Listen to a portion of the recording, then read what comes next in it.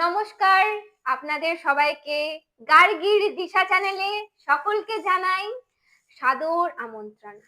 দয়া করে like, share এবং সাবস্ক্রাইব করতে ভুলবেন না। এটি আমাদের চ্যানেলের প্রথম পোস্ট।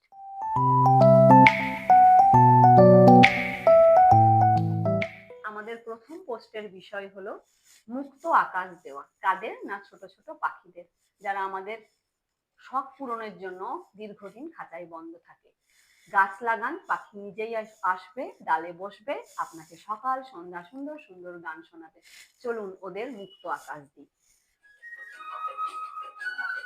पंछी बनूं उड़ती फिरूं मस्त गगन में, आज मैं आजाद हूँ दुनिया की चमन में।